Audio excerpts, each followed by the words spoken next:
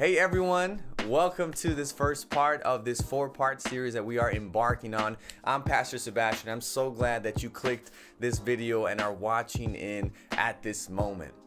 You know, as you can see behind me, I love Christmas. I'm a big Christmas guy. You can ask my wife, you can ask my family and friends. I'm the type of person that likes to listen to Christmas music way before it is socially acceptable. I even put up the lights and Christmas tree way beyond a couple of days before Thanksgiving. I know there's a rule that you have to do it after Thanksgiving, but I love Christmas. You know, Christmas really reminds me of home. It really brings me back to a safe place, a happy place. And I just love the music, the feel, the atmosphere, the lights, the decorations. But more than that, I love what the idea and what the reason for Christmas really points to, which is Jesus coming and being born a long time ago to come and live with us humans, to show us what God is like, what he thinks about humans and how he views us, how much he loves us, to then go on and, as we celebrate in Easter, and die for us. Now, for the next four videos that we're going to do, we're going to do a four-part series on the idea and on the theme, not what I expected. We're going to be talking about the nativity. We're going to be talking about the birth of Jesus, but under the premise and under the theme of not what I expected. Now, for many of us, when we look back in this year, 2020, we can definitely say this is not what I expected, right? How many of us, right, had these plans laid out for us for 2020 saying, hey, I'm going to accomplish this or that. I'm going to go and do this. I'm going to go visit this place. I'm going to do this and go to this school and get this job and do that and this. But then it turned out to be not what I expected. And today we're going to be talking about our situation.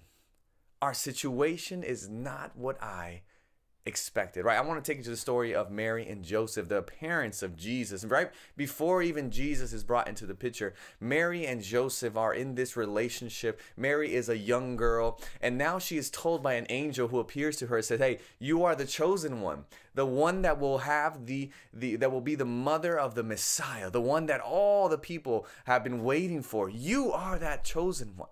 Joseph then finds out that Mary is pregnant without his doing. And he's like, whoa, we were engaged and now I might have to call this off because I didn't do this. What are you doing? This is not good.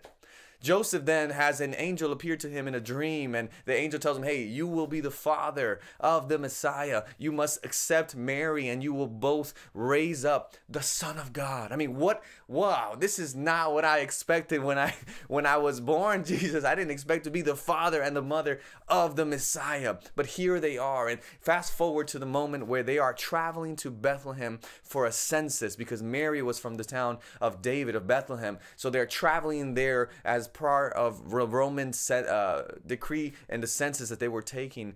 And while there, Mary begins to have, I can imagine, contraptions, and she begins, her water breaks, and all of a sudden they're rushing, and Joseph is running to and fro as Mary is in the donkey in labor pain. And Joseph is looking for a place that they can have their baby, a place where they can stay. And all of a sudden they find that there is no place in the whole town. And what happens? There's an innkeeper that possibly says, hey, look, I have a stable out back. You want it, you can use it. Mary's like, I don't care, just take me there. They go, and this is the location where Jesus is brought into the world. This is not what I expected. This situation, I'm sure Joseph is thinking, is not what I expected. I want it to be a great place surrounded by loved ones and midwives and people that would help us. Mary's thinking, this is not what I expected when I had a dream of having my first child. This situation that we're in a dirty, stinky barn and stable surrounded by animals and manure on the ground, this situation that I'm in is not what I expected. But the beautiful part of this situation that Joseph and Mary are in is that God still shows up.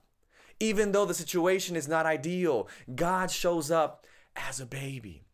So my question for you is, what do you do with apparent setbacks? When things don't turn out the way you thought they would or expected them to. Maybe you had this whole plan, you had this vision board that you had made in the beginning of 2020. I mean, we all heard the sermons and the memes and the messages and the quotes coming in saying, hey, it's 2020 is my year. You know, I have my vision 2020. I'm set. I'm doing great things for what God has called me to do. And this is going to be my year. And all of a sudden, come March and April, boom, place is shut down. And here we are months later. What do you do with apparent setbacks when the things that you had planned out don't turn out the way you wanted them to or expected them to? What happens when your plans are uprooted like 2020 did for so many of us? Maybe for years you've been planting your seeds and doing what God is calling you and being faithful, and all of a sudden you've seen these seeds sprout and grow a little bit of a stem and grow some leaves, and all of a sudden 2020 came and it seems like it uprooted your whole plans. Your business is in shambles. Your family is falling apart. Your schooling is just out in question. You don't know what's the next move. And I'm sorry, I don't have all the answers, but what I do have is maybe some things we can do to help us in this situation that we are in, that it's not what we expected. But I challenge you to look back in the past year and go through your ups and downs. Write it down if it helps. Look at all the ups and downs you've had. Maybe you lost your job. Maybe you lost a loved one. But maybe you gained something. Maybe you got another job as the pandemic continued. Or maybe you realized the importance of staying home and having home-cooked meals with your family. Maybe you're closer now to your family. Or maybe your family's at a brink of tension and break because of so much time that you're spending together. But I invite you to look in the past and look at the whole year and look at the ups and downs. And I want you to be specific in looking for how God led and what providence he had made and set up throughout the year.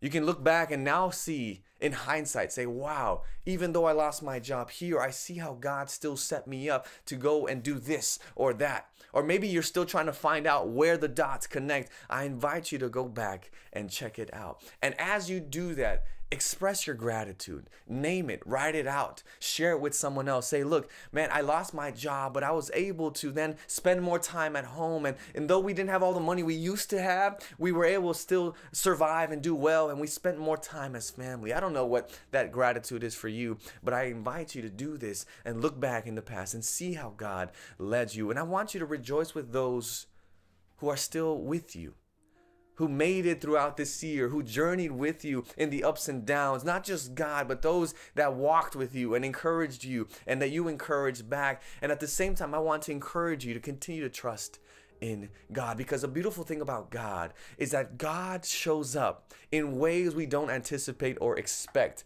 He shows up at a dusty, old, smelly stable and barn to two young parents, two not even married. I mean, they're just...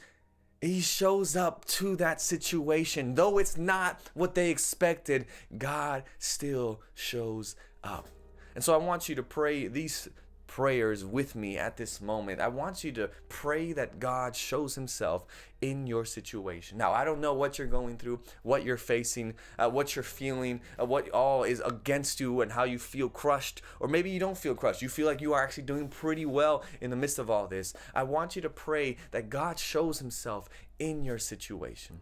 And secondly, I want you to pray that God grants you the serenity to accept the things you cannot change and the courage to change the things you can, and at the same time the wisdom to know the difference. This is the serenity prayer, a beautiful prayer, to pray that God grants you the serenity to accept the things you cannot change, the courage to change the things you can, and the wisdom to know the difference. And I know that though we may not be in the situation that we expected, this is not what I expected, God, I know that God is still with you at this moment in your situation. So I pray that you may look back in the year, realize God's leading and his presence with you, and that you may continue to pray that moving forward, God, show me how you're going to use me in my situation. What is it that you want me to do? What can I do?